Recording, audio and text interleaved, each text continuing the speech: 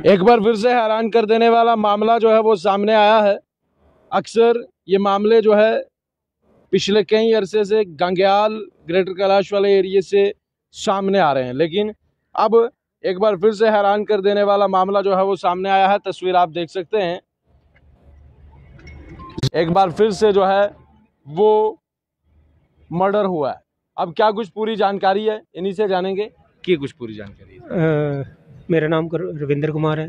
जो जिनकी डेथ हुई है वो मेरे फादर साहब हैं। हुआ क्या था पूरा मामला ये था कि जगह का डिस्प्यूट था, तो उसमें हमारे ताया जी ने और उनके बेटे ने ही मेरे पापा को मर्डर कर दिया। एकदम मर्डर कर दिया? पहले क्या हुआ? कोई लड़ाई वगैरह झगड़ा? कोई जब झगड़ा हुआ उनका तो उन्होंने हमें कोई 6:38 पे फ़ोन किया है कल शाम को कि ये मेरे साथ झगड़ रहे हैं, तो आप फटाफट कुजवानी में पहुंच जाओ। जैसे ही हम वहां पहुंचे तो आगे हमारे पापा गिरे पड़े थे, तो ना बोल रहे थे ना हिल रहे थे। झगड़ा किस किस में? झगड़ा अब पापा हमारे वहाँ पे अकेले ही रहते थे। और कौन था वहाँ? और मेरे ताया जी की ही फैमिली ज़्यादा रहती है वहाँ पे। पापा ताया जी के साथ ही? नहीं, उनका मकान अलग से है। तो आप कहाँ पे?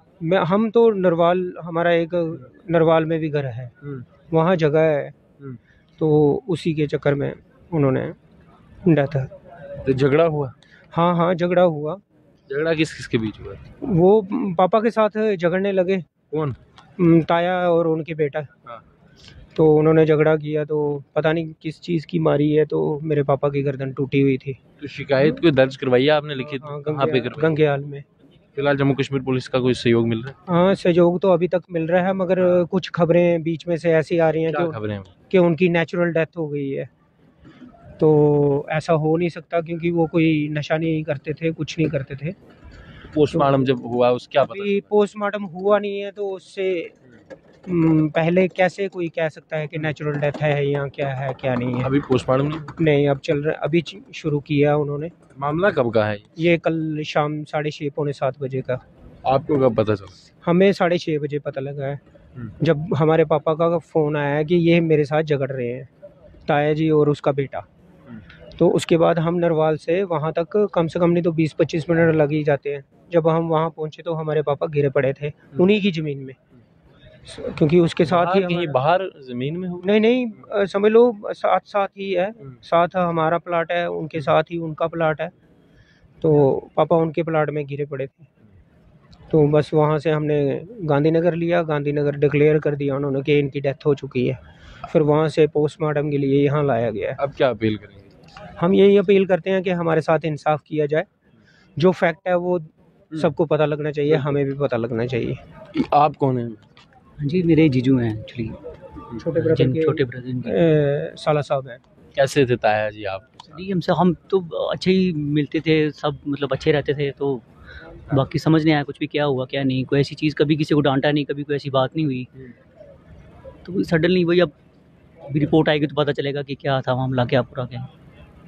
एक और शख्स है यहाँ पर, आपके क्या लगते थे? मेरे फादर साहब हैं। अच्छा, आपके फादर साहब। क्या कहेंगे जो ये बड़ा? सर क्या है सर, ज़मीनें सब यहीं पे रह जाती है, ठीक है। लड़ाई झगड़े से कोई मसला हल होता नहीं है। हम उनसे 4 दिन पहले भी बोल के आए थे कि लड़ाई झगड़ा मत करो, बैठ के बात कर लो। हम बात करने आ रहे थे, उन्होंने पहले ही ये काम कर दिया।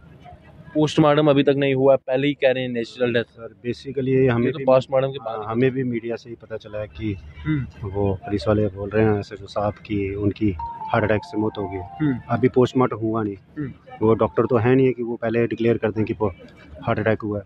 इसी से हमें भी थोड़ा सा शक होता है कि यार पुलिस वाले भी उनसे मिले हुए हैं, तो हम यही चाहते हैं कि जस्टिस हो। चलिए, गंग्याल से हैरान कर देने वाला मामला फिर से सामने आया। अक्सर ज़मीनी विवाद के चलते एक दूसरे को मारते रहते हैं लोग, लेकिन ये ज़मीनें, ये सब चीज़ें यहाँ ही रह जानी है।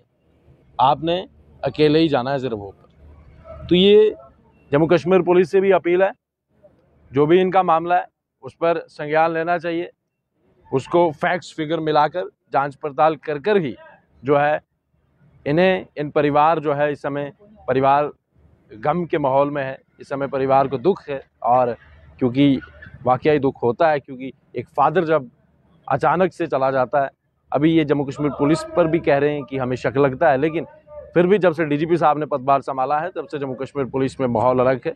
जम्मू कश्मीर पुलिस हर एक काम कर रही है माननीय डीजीपी साहब की सरपरस्ती में, और डीजीपी साहब ने जब से पदभार संभाला है तब से हर परिवार को इंसाफ मिल रहा है।